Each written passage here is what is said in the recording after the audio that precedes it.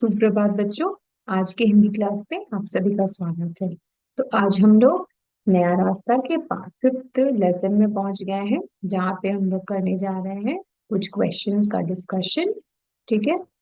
तो लेसन 5 में हम लोग देखते हैं कि क्या। तो मीनू ने विवाह का सपना देखना क्यों छोड़ दिया। तो हम लोग को मालूम है कि मीनू का रिश्ता जो वो बार बार टूट रहा था। लड़के जो है उन्हें पसंद करते थे, फिर वो रिजेक्ट कर देते थे। तो इस तरह से मीनू का जो विवाह का सपना था, मतलब वो शादी करना चाहती थी, वो जो सपना है, ड्रीम जो है, वो टूट जाता है। तो उसने उस ड्रीम को छोड़ दिया कि अब मुझे कोई शादी नहीं करनी है। तो मीनू ने सोचा कि मुझे अपने पैरों पे खड़ा होना है। तो अब मैं कोई शादी वादी नहीं करने जा रही हूँ। मैं अपने पैरों पर, मतलब मैं इंडिपेंडेंट बन जाऊंगी। मुझे किसी पे डिपेंड रहने की जरूरत नहीं है। अपना वकील बनने का सपना पूरा करने के लिए विवाह का सपना देखना छोड़ना होगा।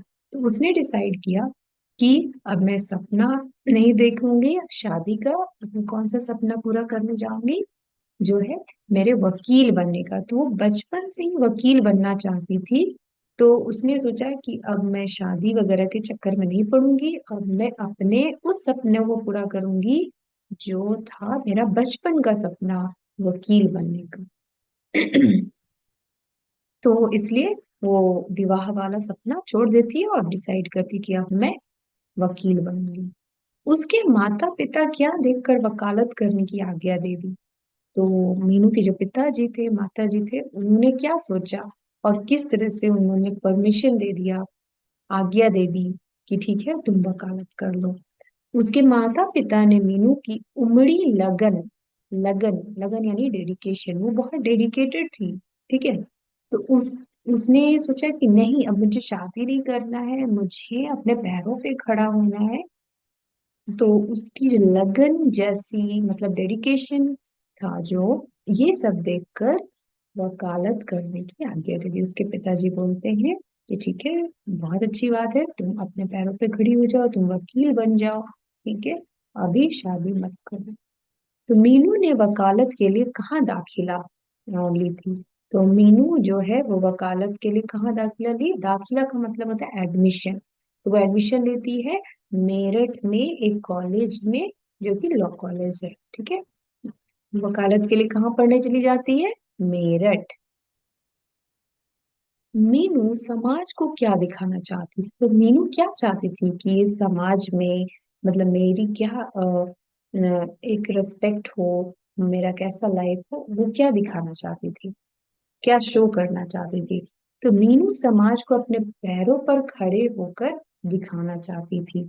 मतलब हमारे समाज में क्या है कि मेल लोग अगर वर्क कर रहे हैं तो ठीक है, लड़कियां काम करें या नहीं कर रहे उतना इम्पोर्टेंस नहीं दिया जाता है। लेकिन मीनू जो है वो बोलती है कि नहीं, मैं अपने पैरों पर खड़ी होंगी, मतलब मैं इंडिपेंडेंट बन जाऊंगी और सब लोग मुझे देखेंगे इंडिपेंडेंट बनते हुए, और सब लोग फिर मेरा रिस्पेक्ट करेंगे। ठीक है। हर व्यक्ति कौन सी होड़ में जुटा है। होड़ का मतलब होता है रेस।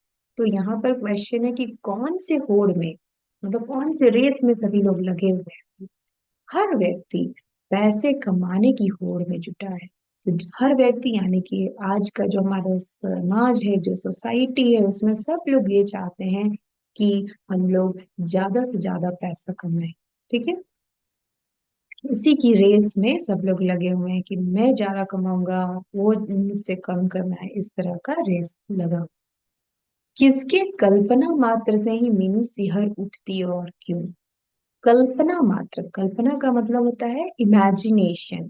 तो वो क्या इमेजिनेशन करके वो सिहर उठती, सिहर उठना मतलब शिवर करने लगना। तो मीनू कभी हॉस्टल में अकेली नहीं रही है, वो अपना सब काम कैसे करेगी, यह सब कल्पना करके वो सिहर उठी।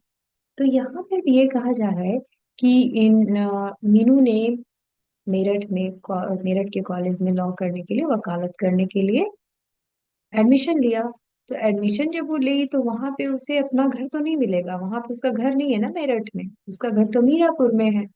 तो मेरठ में वो उस कॉलेज के हॉस्टल में से रहना पड़ेगा, और वो आज तक कभी हॉस्टल में नहीं रही है। तो अब हॉस्टल में वो अकेले कैसे रहेगी, ये सब सोचकर वो सिहर उठती। क्या सोचकर मीनू का रोम रोम पुलकित हो उठता। रोम रोम पुलकित हो जाना, रोम रोम का मतलब होता है कि हमारे जो हेयर होते हैं वो रोम कहलाते हैं। तो बॉडी पे, तो वो पुलकित होता मतलब कि गूज बम्स आ जाते थे। क्या सोचकर, तो मीनू अपने वकील बनने का सपना पूरा करने जा रही थी। यह सोचकर मीनू का रोम रोम पुलकित हो उठता। तो वो एक तरफ तो दुखी थी कि मैं कैसे हॉस्टल में रहूंगी अकेले, आज तक मैंने कभी अकेले नहीं रहा है, मैं रही हूँ अपने फैमिली से अलग मैं नहीं रही हूँ। लेकिन वो साथ में खुश भी होती है कि अब मैं अपने सपने को पूरा करने के लिए, वहाँ वकील बनने के लिए मैं वहां पे रहूंगी, तो इससे वो खुशी भी उसके अंदर है। माँ मीनू के लिए क्या बनाई। तो अब डिसाइड होता है कि मीनू जो है वो हॉस्टल चली जाएगी, वहां रहेगी।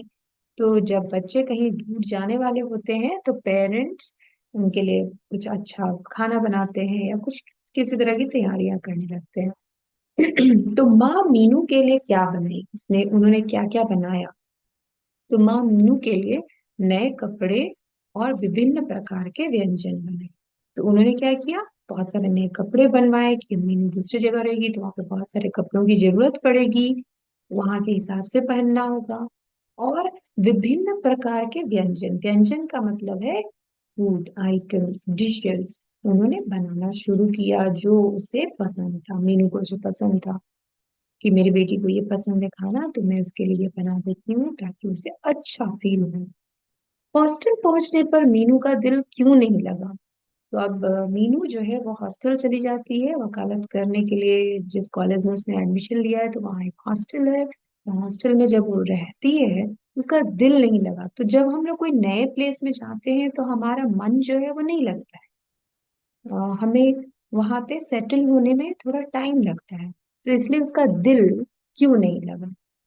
मीनू पहली बार घर से बाहर रही थी, उसे बार बार घर की याद आ रही थी, इसलिए हॉस्टल पहुंचने पर मीनू का दिल नहीं लगा। तो मीनू जो है उसका दिल यानी कि उसका मन वहां पे नहीं लग रहा था, वो वहां पे सेटल नहीं कर पा रही थी क्योंकि वो पहली बार अपने फैमिली से अलग रह रही थी, घर से दूर रह रही थी। तो इसलिए वहां पे थोड़ा सा एडजस्ट करने में सिर्फ टाइम लग रहा था। ठीक है। जब मीनू ने कहा कि वकील बनना चाहती है तो माँ ने क्या कहा था। तो जब मीनू ने कहा कि माँ मुझे वकील बनना है, मुझे अपने पैरों पे खड़ा होना है, मैं कोई शादी वादी नहीं करना चाहती, तब क्या हुआ, माँ ने क्या आंसर किया। जब मीनू ने कहा कि वह वकील बनना चाहती है तो माँ ने कहा, अरे हट, वकील वगैरह कुछ नहीं बनना है, इतना पढ़ने की क्या जरूरत है, 18 वर्ष में तुम्हारी शादी कर देंगे। ठीक है। तो ये एक्चुअली पुरानी बातें हैं जिसमें वो बोलती है कि अ, तुम वकील बन के क्या करोगी, तुम्हारी तो 18 इयर्स यानी 18 वर्ष जब हो जाओगी तुम, तो तुम्हारी शादी कर देंगे, तो ये सब वकील वगैरह बनने की जरूरत नहीं है। तो ये एक फ्लैशबैक की कहानी थी। ठीक है बच्चों, मैं आशा करती हूँ आपको समझ में आ रहा होगा। इसी तरह से पढ़ते रहिएगा और अच्छे मार्क्स लेकर आइएगा। धन्यवाद।